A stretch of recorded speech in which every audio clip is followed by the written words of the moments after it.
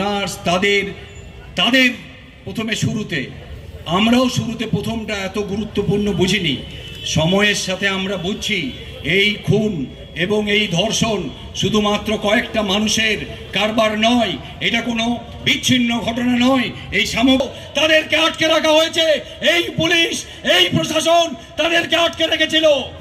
এই পুলিশ এই প্রশাসন তাদের তড়িঘড়ি করে যেন তেন প্রকারে এই তিলোত্তমাকে শ্মশানে নিয়ে গিয়ে পুড়িয়ে দেওয়ার সব লোপাটের সব রকম চেষ্টা করেছিল, যাতে তিলোত্তমার এই ধর্ষণ এবং খুন এবং সামগ্রিক এই রাজ্যের যে আইন শৃঙ্খলার অবস্থা, যে দুর্বৃত্তায়ন, যে দুর্নীতি, তা যেন মানুষের সামনে না আসে।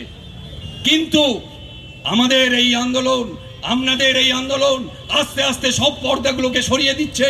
আমরা দেখতে পাচ্ছি যে পুলিশ সে চেষ্টা করেছিল, তারা থানার ওসি আজ গ্রেপ্তার, আজকে আরজিকর মেডিকেল কলেজের এক্স প্রিন্সিপাল গ্রেপ্তার, যারা সেদিন তার মাকে 3 ঘন্টা আটকে রেখে চোখের জল ফেলতে বাধ্য করেছিল, তাই তারা আজকে জেলের গারদে জল ফেলছে। এটা কিছুই না, এটা একটি ভগ্নাংশ। যদি আমরা এই দুর্বৃত্তায়ন এবং দুর্নীতির পুরো পিরামিডটা দেখি, আমরা অনেক নিচে আছি। আমাদের এই পিরামিডের উপরে যেতে হবে, টেনে নামাতে হবে যারা এর মাথায় আছে। আমাদের রাজ্যের বাকি দুর্নীতির সাথে এই স্বাস্থ্য দুর্নীতি শানতে হবে, আমাদের নতুন সকাল আনতেই হবে। আমরা অভয়ার মায়ের কাছে প্রতিজ্ঞা করেছি, আমরা যদি তার চোখের জলকে আগুনে পরিণত না করতে পারি, আমরা যদি তার চোখের জলের প্রতিশোধ না দিতে পারি, আমরা আমাদের জীবনে এই 2024 সালে কোনোদিন বলতে পারবো না এই 2024 সালে আমরা মানুষ ছিলাম। আমরা যদি এই 2024 সালে মানুষ হয়ে থাকি, এই অমানুষের বিরুদ্ধে, ওই বিবেকহীন মানুষদের বিরুদ্ধে, চক্রান্তকারীদের বিরুদ্ধে আমাদের লড়াই চালাতেই হবে, কারণ আমাদের রক্তে আজ অভয়ার রক্ত মিশে আছে। তখন বোঝা যায় যে নারীর অপমান, যে তন্নে মানুষের জীবনের বিকাশ, সেই নারীকে যদি আমরা পদদলিত করতে পারি, পদানত করতে পারি প্রতিদিন প্রতিদিন প্রতিদিন, সেই পৌরুষ বল, সেই পৌরুষ শক্তি, সেটা রাষ্ট্রের শক্তি এইভাবে দেখানো যায়, তুলে ধরা যায়।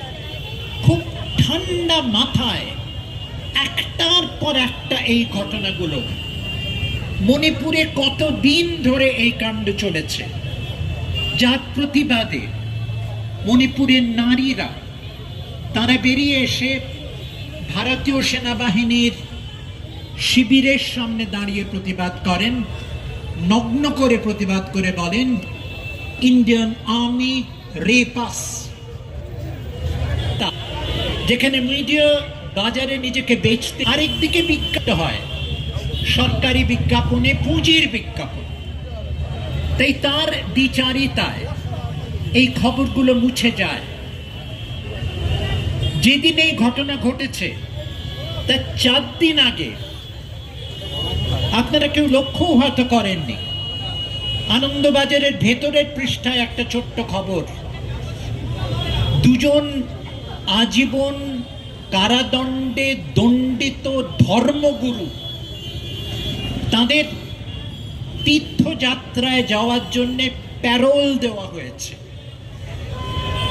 আপনারা লক্ষ্য করেননি, কারণ মিডিয়া চালাকি করে এগুলো আড়ালে আবডালে ছড়িয়ে দেয় যে বিলকিস বানোর হত্যাকারীরা ওই 11 বছরও কারাবাস করেনি, 18 বার প্যারোল পেয়েছে।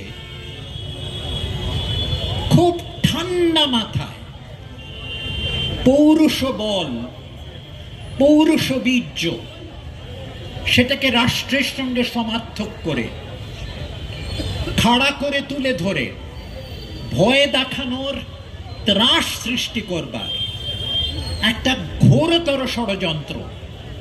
তাতে এই ছোটখাটো কোন একটা তৃণমূলের সাংসদ সে কি একটা ফাজিল উক্তি করলো, সেটা চেয়ে অনেক বড় কিন্তু একটা খেলা চলছে। পুরোপুরি সামরিক প্রশিক্ষণ দেওয়া হবে।